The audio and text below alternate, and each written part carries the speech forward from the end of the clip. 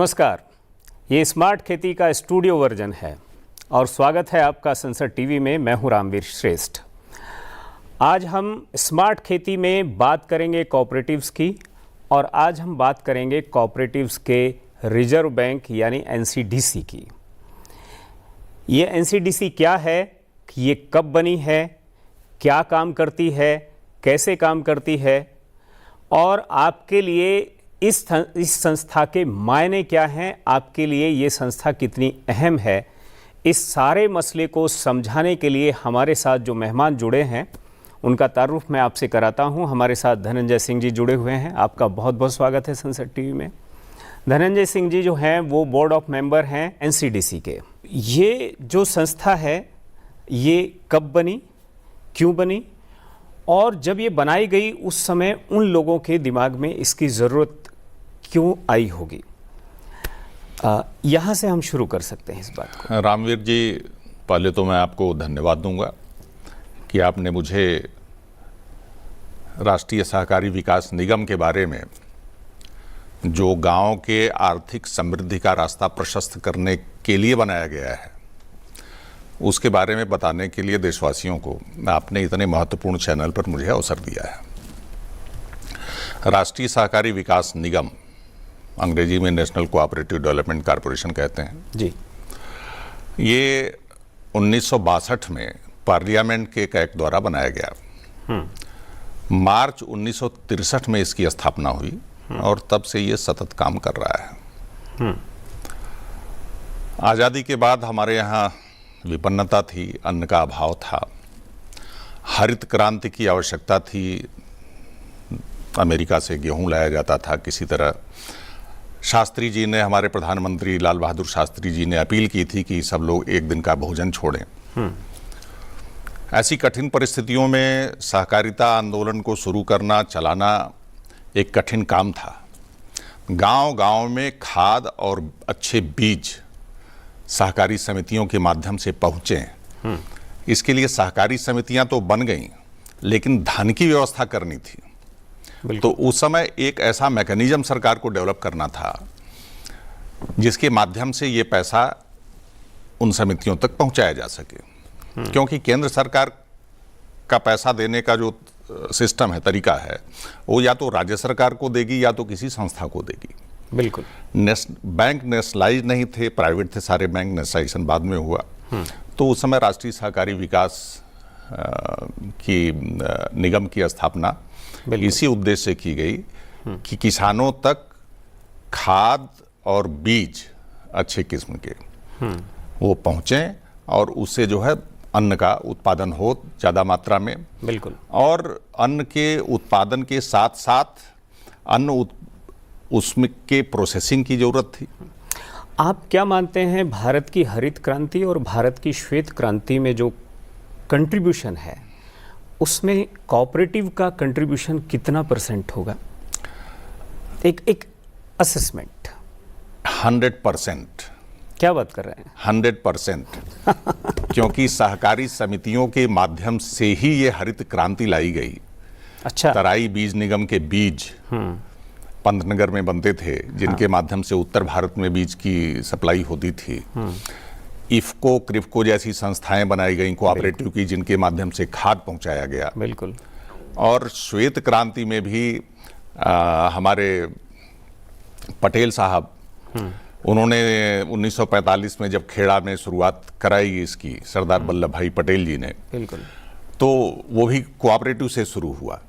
तो ये जो हरित क्रांति और श्वेत क्रांति, और अभी मोदी जी ने ब्लू रिवॉल्यूशन की बात की है, नीली क्रांति की, तो नीली क्रांति भी सहकारी समितियों के माध्यम से ही परवान चढ़ने वाली है। क्या बात। एक बात और, ऐसा कहा जाता है कि एनसीडीसी जो है वो कोऑपरेटिव्स का रिजर्व बैंक है। एक तो ये ऐसा क्यों कहा जाता है? दूसरा, अगर हम ऐसा मान लें तो एनसीडीसी ने कोऑपरेटिव्स में कितना पैसा डाल रखा है? कोऑपरेटिव्स मतलब देश को ये पता तो लगे कि जी हाँ, एनसीडीसी ने पिछले फाइनेंशियल ईयर में जो वित्तीय वर्ष बीता है उसमें सहकारी समितियों को 1,27,000 956 करोड़ रुपए लोन दिया है, डिसबर्स किया है सारी सहकारी समितियों को ही। राष्ट्रीय सहकारी विकास निगम का 1 रुपया भी जाएगा तो किसी न किसी रजिस्टर्ड सहकारी संस्था को ही जाएगा, तो सहकारी समितियों को ही इतना पैसा पिछले फाइनेंशियल ईयर में दिया गया है। और मैं आपको ये बताना चाहूँगा कि हमारी सरकार बनने से पहले ये आंकड़ा 12-13 हजार करोड़ रुपए का था। अच्छा। और वो बढ़कर के 21 में ये 24 हजार करोड़ रुपए के आसपास पहुंचा। और अभी तो अचानक जंप कर गया। और फिर पिछले 2024 का जो फाइनेंशियल ईयर था उसमें हमने 60,000 करोड़ रुपए का डिसबर्समेंट किया। 2025 के फाइनेंशियल ईयर में इसको हमने 96,000 करोड़ रुपए तक पहुंचाया और इस फाइनेंशियल ईयर में हमने इसको 1,27,000 करोड़ रुपए के ऊपर पहुंचाया।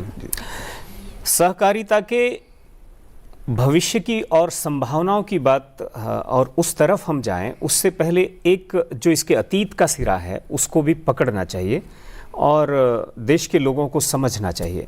मैं भारतीय नहीं, मैं चाहूँगा कि आप हमारे दर्शकों को एक बार ये बताएं कि जो कोऑपरेटिव है, बहुत सारे लोग तो इसका मतलब भी शायद ना समझते हों। लोगों को लगता है कि नहीं, परिवार में 2 भाई होते हैं वो एक साथ मिलकर काम कर पाते हैं, या फिर कंपनी में कुछ पार्टनर होते हैं वो मिलकर के कंपनी चलाते हैं। लेकिन ये सहकारिता क्या भला है? एक तो ये, और ये कहाँ से शुरू हुआ? देखिए, सहकारी समिति या सहकारिता का सीधा सीधा अर्थ है एक व्यावसायिक संगठन। ठीक है। यह व्यावसायिक संगठन है और इसमें हर व्यक्ति की जो शेयर होल्डर है उसका शेयर चाहे 1 शेयर हो या 1000 शेयर हो, वोटिंग राइट उसका एक ही होगा। अच्छा। ये इसका जो है वो थंब रूल है। दूसरा, सहकारी समिति बनाने की जो शुरुआत हुई सबसे पहले वो हॉलैंड से शुरू हुई। पोलैंड से शुरू हुई, मिल्क कोऑपरेटिव सोसाइटी से जी। और वहीं का पोल्सन बटर था जिसने वो भारत में जब शोषण शुरू किया किसानों का, बिल्कुल उसी के अगेंस्ट में अमूल वगैरह खड़ा हुआ। उसी के अगेंस्ट में आंदोलन शुरू हुआ और फिर यहाँ पर जो है श्वेत क्रांति की शुरुआत हुई। बिल्कुल। भारत में 1900 जब आज़ादी से पहले भारत में किसानों की स्थिति बहुत कमज़ोर हो चुकी थी। जब ये मुगल साम्राज्य था और ईस्ट इंडिया कंपनी का शासन था, तो ब्रिटिश गवर्नमेंट ने जब भारत को लिया तो किसानों को महाजन जो ऋण देते थे उसमें एक ऋण के बदले एक परिवार उसमें बंधक हो जाता था और वो पीढ़ियों तक बंधक रहता था। बंधुआ मजदूरी वहाँ से शुरू हुई। तो उससे मुक्ति देने के लिए कोऑपरेटिव बनाकर क्रेडिट सोसाइटी बना करके और किसानों को आसान ढंग से कम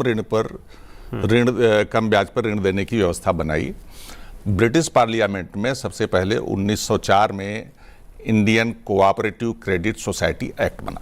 तो इसका मतलब क्रेडिट सोसाइटी जो है कोऑपरेटिव्स के रूप में सबसे पहले अस्तित्व में आई। निश्चित रूप से।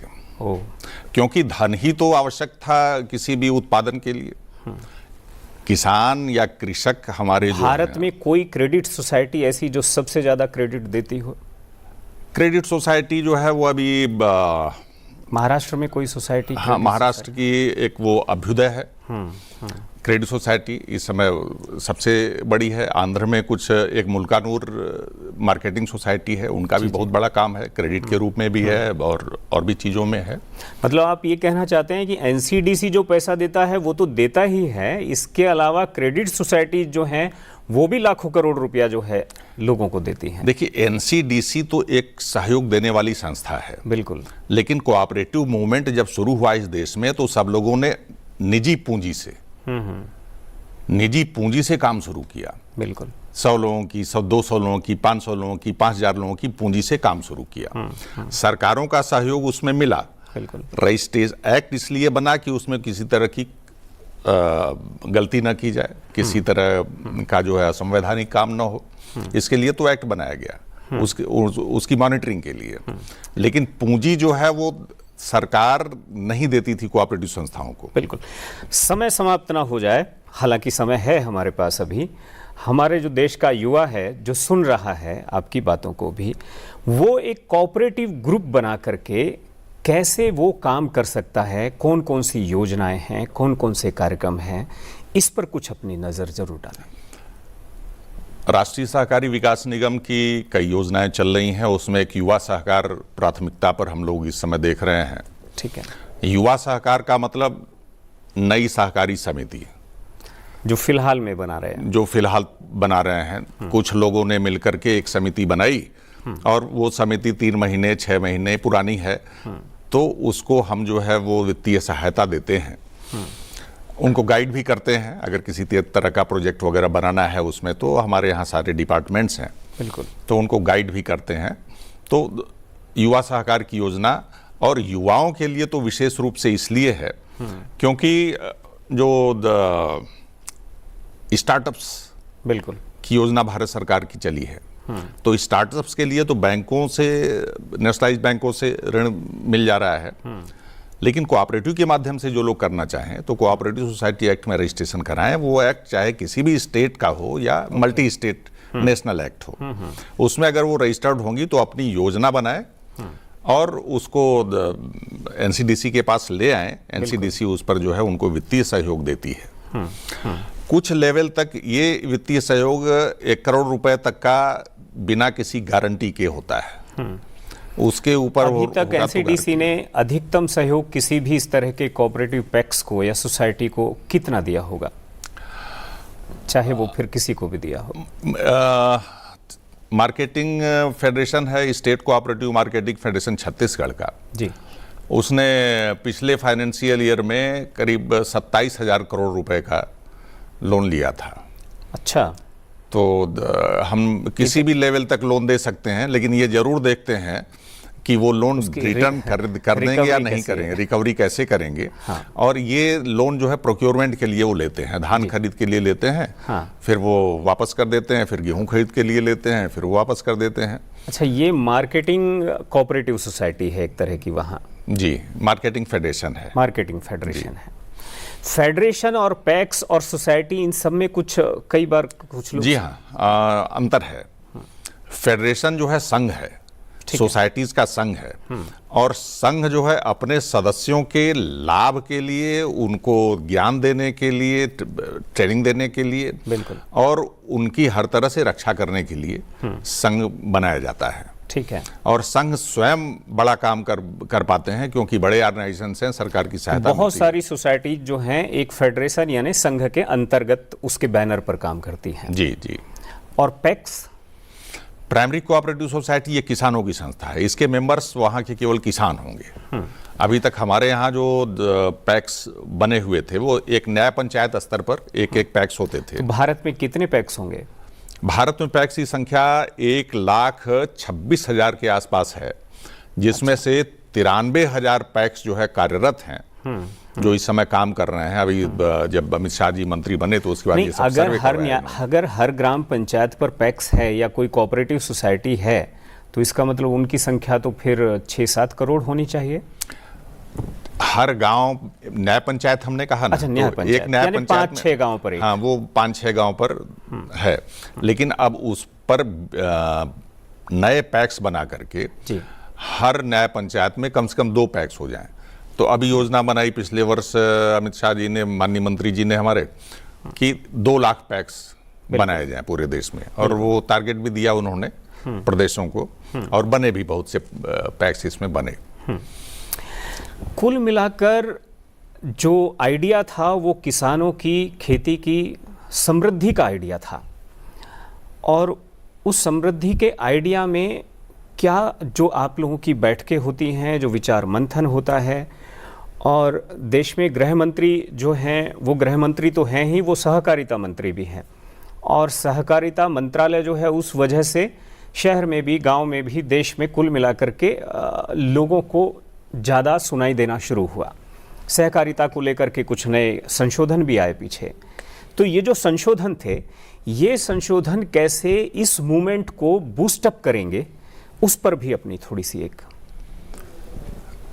ये सहकारी संस्थाएं जितनी हैं जिनकी हमने बात की है, ये सब रोजगार परक संस्थाएं हैं। पैक्स जितने हैं और पैक्स से रिलेटेड जितने फेडरेशंस हैं, वो वहाँ से गांव की समिति से शुरू करें, स्टेट की मार्केटिंग फेडरेशंस हैं, नेशनल लेवल पर नेफेड है, ये सारे लोग सहकारी समितियों के माध्यम से किसानों की आर्थिक उन्नति का रास्ता बनाते हैं। किसान के खेत में बीज से लेकर के अभी जो योजनाएं चल रही हैं, एनसीडीसी की योजनाएं चल रही हैं, विस्तार से मैं उनको जरा बताऊंगा।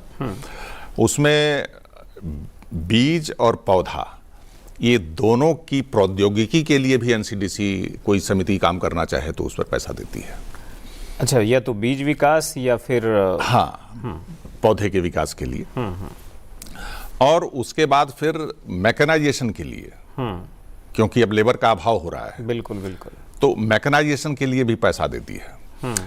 ड्रोन के लिए, ड्रोन से खेती की मॉनिटरिंग की जा सके, उसके लिए भी सहकारी समिति को पैसा देती है। उसके बाद फिर उसकी हार्वेस्टिंग के बाद कोल्ड स्टोरेज बनाने के लिए भी मदद करती है, भंडारण के लिए भी, मार्केटिंग के लिए, प्रोसेसिंग के लिए, उसको बाजार तक पहुंचाने के लिए और एक्सपोर्ट करने के लिए, वहां तक की व्यवस्था जो है वो सरकार ने सोच रखी है। हम लोगों के बीच में विचार विनिमय होता रहता है इस पर। और ये सरकार मोदी जी के नेतृत्व में, अमित शाह जी के कार्यक्रमों के अंतर्गत चल करके किसान के, गांव के किसान और किसान कृषि से लगे हुए जो मजदूर हैं, जिनकी आर्थिक स्थिति कमजोर है, उनकी आर्थिक स्थिति मजबूत करके और तब विकसित भारत का सपना देख रही है। बिल्कुल बिल्कुल। क्योंकि ये आबादी जो है, ये जो भंडारण की बात आपने कही, कई बार मुझे लगता है बड़ी महत्वपूर्ण बात थी। गांव के अंदर, गांव में जो प्रोड्यूस है, गांव की जो उपज है, वो गांव में ही उसको एक भंडारण मतलब अच्छे से सुरक्षित कर लिया जाए। इसको लेकर के पैक्स को ये प्रावधान तो किया गया है, लेकिन क्या आप हमें बता सकेंगे कि भारत के कितने गांवों में ये मिनी स्टोरेज की व्यवस्था ये हो पाई होगी? 500 मीट्रिक टन के छोटा से छोटा गोदाम जो है, कम से कम 500 मीट्रिक टन का हो। हाँ। ऐसी योजना जो है वो एनसीडीसी ने, भारत सरकार ने एनसीडीसी के माध्यम से चलाई और उसके लिए धन की भी व्यवस्था की। ठीक है। इस भंडारण योजना में अभी तक आंकड़ा मुझे ठीक से ध्यान में नहीं है, लेकिन भारत के सभी प्रदेशों में इस तरह के गांव हैं, ज्यादातर काम हुआ है इसमें, और अभी चल भी रहा है। क्योंकि कभी कभी कहीं कहीं जरूरत पड़ती है जमीन की उपलब्धता की। बिल्कुल बिल्कुल। जमीन उपलब्ध नहीं है तो फिर वहां ट्रक का आना जाना, ये सब, तो ये प्रयत्न लगातार चल रहा है। और गांव का अनाज गांव में ही रहे, और गांव में ही प्राइमरी कोऑपरेटिव सोसाइटी उस पर जो है उनको ऋण दे उसकी गारंटी पर। अच्छा, ये व्यवस्था भी जो है सरकार ने बनाई है। उस पर ऋण दे और वो मार्केट करके उससे मूल्य जो है वो प्राप्त करे और बाकी किसान को दे दे। लेकिन ये तो बहुत ही मतलब मैं चमत्कारिक तो नहीं कहूँगा, लेकिन ये इसलिए बहुत ही उम्दा आइडिया है कि जब फसल उठती है उस समय उसके दाम कम होते हैं। उस समय तो उसके खर्चे निकालने के लिए आपने उसको उसकी एवज में कुछ फाइनेंस कर दिया, लोन दे दिया, ऋण दे दिया, और जब उसकी उपज की कीमत बढ़ी मार्केट में, तब उसने बेच करके आपका पैसा आपको चुका दिया और उसमें से अपना लाभ भी उसने कुछ कमा लिया। लेकिन इसके जो एक्सटेंशन की बात है कि ये क्या हर गांव तक, इसे कब तक हम पहुंचा सकेंगे, इसका कोई एक लक्ष्य निर्धारित किया है? निश्चित रूप से इसका लक्ष्य जो है वो विकसित भारत तक। हाँ, विकसित भारत है, उसके पहले कर लेंगे तभी विकसित भारत तक पहुंच पाएंगे हम। बिल्कुल, बिल्कुल। इसमें मैं अपनी बात पूरी कर रहा हूं, वो जो स्टोर होगा वहां पर हमारे पैक्स पर, जो हम पीडीएफ में अनाज देते हैं, बिल्कुल, तो एक बार तो हम इसको एफसीआई को दे देते हैं, एफसीआई फिर वहां ट्रांसपोर्ट करके पहुंचाते हैं, फिर एफसीआई फिर वहां से देता है। दिल्ली से दौलताबाद, हाँ, दौलताबाद से दिल्ली, डिस्ट्रिक्ट लेवल से यहाँ ट्रांसपोर्टेशन का खर्चा, सड़कों का रखरखाव, ये सब। तो सरकार की योजना ये है कि वहीं से जो उसके लिए पीडीएस जो है वो वहीं से निकल जाए, तो इसमें ट्रांसपोर्टेशन बहुत कम हो जाएगा, जीरो हो जाएगा। जीरो तो नहीं होगा क्योंकि ट्रक की ट्रैक्टर लगेगा तो कुछ तो लगेगा, लेकिन लगभग जीरो हो जाएगा। लगभग जीरो। तो ये सरकार की योजना है इसके माध्यम से ये करने की। नहीं, बिल्कुल एकदम मतलब इसको थोड़ा सा एक और इसका एक्सटेंशन सोचते रहे हैं कुछ लोग जो कोऑपरेटिव में काम करते हैं कि गांव का मतलब मुझे भी कई बार ऐसा लगता है कि खेती के 4 ही स्टेप हैं। एक है उसका प्रोडक्शन, दूसरा है भंडारण, तीसरा है उसका प्रसंस्करण और चौथा है उसका विपणन यानी मार्केटिंग। वहाँ जाकर वो ख़त्म हो जाता है। अब उपज किसान ने पैदा कर ली, भंडारण का काम जो है वो दूसरा स्टेप है। भंडारण का जो ये दूसरे स्टेप का काम है, ये काम भी अभी 75 साल से ज़्यादा देश को आज़ाद हुए हो गए हैं, ये काम भी बहुत सुस्त गति से चला था, जिसमें आपने कहा कि उस दिशा में हम बढ़ रहे हैं। और भंडारण के बाद प्रोसेसिंग की जो बात आती है, वो प्रोसेसिंग भी उसकी वहाँ हो जाए, और जब प्रोसेसिंग होगी और वहाँ माइक्रो यूनिट्स लगेंगी तो जाहिर तौर पर गांव जो हैं वो एक तरह से समृद्धि का केंद्र अपने आप बन जाएंगे, क्योंकि सारी जो लाभ है वो तो प्रोसेसिंग के बाद ही शुरू होता है निश्चित रूप से। तो उसके बाद मार्केटिंग जो है उसके लिए सारा कंज्यूमर और सारा एक्सपोर्ट और ये सारी चीज़ें आपने बताई हैं।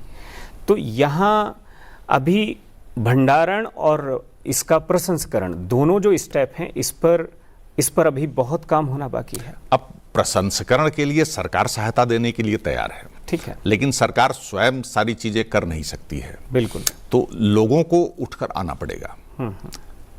धन की व्यवस्था है, एनसीडीसी है, व्यक्तिगत रूप से अगर करना चाहते हैं तो नेशनलाइज्ड बैंक्स भी हैं। तो प्रसंस्करण का काम करने के लिए जो हमारे युवा भागते हैं दूसरी जगह काम करने के लिए, रोजगार शहरों में ढूंढते हैं, वो रोजगार तो उनके घर में रखा हुआ है। 10 युवा साथी मिलकर के जो ग्रेजुएशन कर चुके हैं, नहीं कर चुके हैं, इंटर ही पास हैं, अगर उनके मन में कुछ करने की तमन्ना है, इच्छा है, तो उनको मिलकर के और किसी भी चीज का प्रोसेसिंग प्लांट में आप गेहूं के आटा चक्की से शुरू कर सकते हैं। मैं एक चीज और देख रहा हूं कि या तो मेरी जानकारी का अभाव हो सकता है, किसानों की सोसाइटी हैं, मिल्क फेडरेशन है, उनके पैक्स हैं, बाकी सारी चीज़ें हैं। क्या कंज्यूमर की भी सोसाइटी है?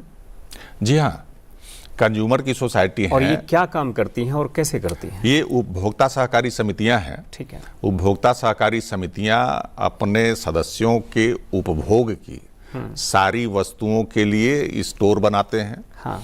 और डिमांड जानते हैं, डिमांड कैलकुलेट करते हैं। ठीक है। और उस डिमांड के माध्यम से थोक में सामान मंगा करके और उसको उनको उसके उचित मूल्य पर देते हैं अपने सदस्यों को। तो जो बाजार मैं यही कहने की कोशिश कर रहा हूं कि उधर एक गांव है जो प्रोड्यूसर सोसाइटी है, इधर आप कह रहे हैं कि कंज्यूमर भी है, उसके लिए कंज्यूमर सोसाइटी का प्रावधान है। तो एक गांव वो अपनी उपज को प्रोसेस करके उसको जो है जो कंज्यूमर सोसाइटी है डिमांड के अकॉर्डिंग उसको दे दे। हर गांव के साथ एक कंज्यूमर्स का एक बंच जो है वो कनेक्ट हो अगर, तो जाहिर तौर पर जो किसान है उसको भी कहीं जाने की ज़रूरत नहीं पड़ेगी, कंज्यूमर को भी कहीं इधर उधर भागने की ज़रूरत नहीं पड़ेगी। तो ये जो एक कोलैटरल जो एक प्लेटफॉर्म है, इसको क्रिएट करने में क्या दिक्कत आ रही है? कोई दिक्कत नहीं है, ये कोलैटरल प्लेटफॉर्म तैयार हो चुका है। ओके। और जितने देश भर में जितने प्रदेश हैं, एक model bylaws ministry of cooperation ने बनाया एमपैक्स के नाम से। जी। Multipurpose primary cooperative credit societies. पहले पैक्स थी, उसको एमपैक्स नाम दिया। पैक्स जो है स्टेट कोऑपरेटिव एक्ट में रजिस्टर्ड होती थी, बायलॉज उनके हिसाब से हर स्टेट का अलग अलग होता था। बिल्कुल बिल्कुल। अब ये 2 साल हो गया करीब, तो एमपैक्स बना दिया और मॉडल बायलॉज, और सारे प्रदेशों ने इस मॉडल बायलॉज को एक्सेप्ट किया। वेस्ट बंगाल ने भी एक्सेप्ट किया, इसलिए मैं कह रहा हूं कि वो सरकार का विरोध करती थी, लेकिन वहां भी एक्सेप्टेंस हुआ इसका। बिल्कुल बिल्कुल। तो ये एक ही प्लेटफॉर्म पर सारा काम करने के लिए मल्टीपर्पज मतलब प्लेटफॉर्म तैयार है, प्लेटफॉर्म तैयार है और उड़ान की तैयारी है। बहुत बहुत स्वागत आपका, बहुत बहुत शुक्रिया आपका, आप संसद टीवी में आए, हमारे साथ जुड़े और हमारे दर्शकों को आपने जो है कोऑपरेटिव्स का जो ABC है उसको समझाने की कोशिश की। हम ये बात समझते हैं कि परिवार एक कोऑपरेटिव यूनिट है, हमारे गांव भी एक कोऑपरेटिव यूनिट होते ही थे, लेकिन कोऑपरेटिव को एक मूवमेंट बनाने की ज़रूरत देश में जब हरित क्रांति आई, जब श्वेत क्रांति आई, तब उसको एक मूवमेंट बनाने की ज़रूरत पड़ी। और कोऑपरेटिव मूवमेंट का और कोऑपरेटिव संस्थाओं का पूरे देश के 140 करोड़ लोगों को इसलिए भी शुक्रिया करना चाहिए क्योंकि जैसा कि कहा धनंजय सिंह ने कि देश में 100% योगदान जो है, श्वेत क्रांति हो या हरित क्रांति हो, 100 का 100% योगदान इन कोऑपरेटिव संस्थाओं का है। तो मिलकर क्या है, साथी हाथ बढ़ाना, एक अकेला थक जाएगा मिलकर बोझ उठाना। तो अगर हम एक मन और एक मत से कुछ आगे बढ़ते हैं तो जाहिर तौर पर हम एक स्मार्ट और इनोवेटिव भारत जो है उसको उस दिशा में ले जा सकते हैं। तो फिलहाल मुझे इजाज़त दीजिए, फिर मिलेंगे। नमस्कार।